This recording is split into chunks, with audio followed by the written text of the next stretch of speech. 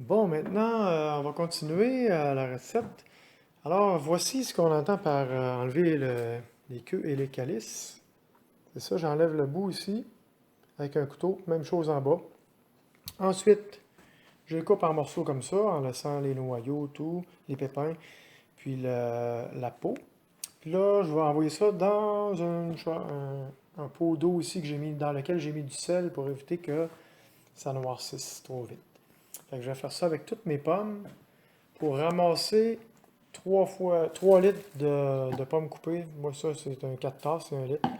Fait que je vais faire ça pour ramasser 3 litres de même. On revient. Maintenant que j'ai ramassé que j'ai mes 3 litres de morceaux de pommes, j'ai ajouté 6 tasses et demie d'eau, comme c'était mentionné dans la fameuse recette secrète ici pour les pommes. Marqué ici. Là, il y a de la misère à faire le focus. C'est ça, c'est marqué 6 tasses et demie d'eau. Maintenant, porter à ébullition, couvrir et laisser mijoter 10 minutes. Fait que je vais faire ça. Ensuite de ça, je vais écraser la chair avec le pilon en patate. Puis je vais laisser mijoter 5 minutes de plus. Puis moi, des fois, ce que je fais, là, au lieu de mettre 3 litres, j'en ai mis un petit peu plus, 3 litres et demi. Puis j'ai mis un petit peu plus d'eau, peut-être un quart, un tiers de tasse d'eau de plus, là, un petit peu. Fait que je suis sûr que je ne manquerai pas de jus parce que, mec, je fasse l'autre préparation, ça va me prendre les 5 tasses de jus préparé. Ça va être le jus qu'on va extraire de toute notre gang de pommes avec l'eau. Alors, je vous reviens.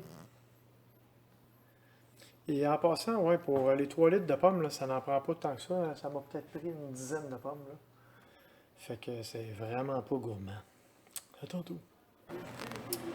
On voit quand c'est rendu de même, là, je viens de vérifier que mon pilon à patate qui est là. Là, tout est mou, fait que je vais écraser ça, puis je vais laisser mijoter ça en 5 minutes.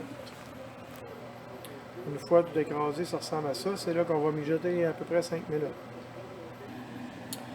Là, on est rendu à l'étape d'extraire le jus comme indiqué ci-dessous. C'est ici la méthode d'extraire le jus. Dans le fond, je vais vous le montrer, mais on place les fruits dans un sac à geler.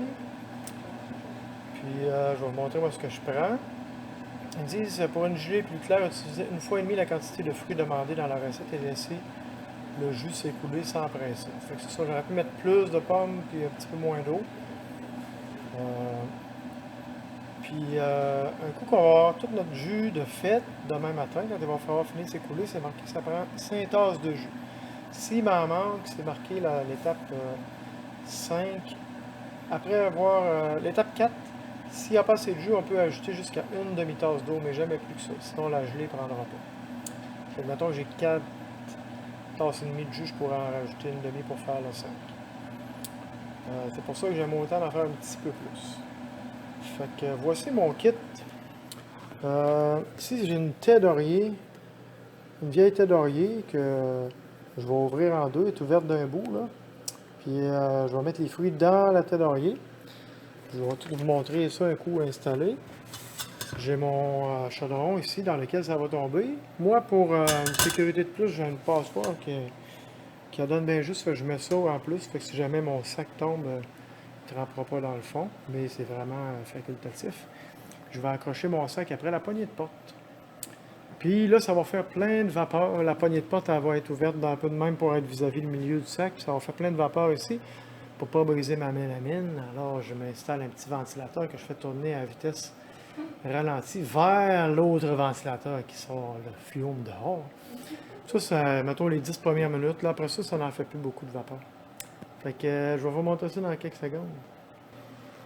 Alors voilà, j'ai reviré ma thé d'oreiller, mon étamine, comme il appelle, à l'envers pour avoir vraiment seulement là, je suis vraiment dans le fond de ma thé d'oreiller parce que tantôt quand je vais remonter ça ici, je veux pas que tout soit plein de jus. Fait que là, avec une louche, je vais transférer tout ce que j'ai là-dedans au complet avec les pleurs au complet là-dedans. Je reviens. Voici le jus transféré. On voit que ça donne pas mal juste. Là, ça commence déjà, j'imagine, à passer à travers ça et tomber dans le fond de mon chaudron pour faire un beau jus clair. Je vous reviens.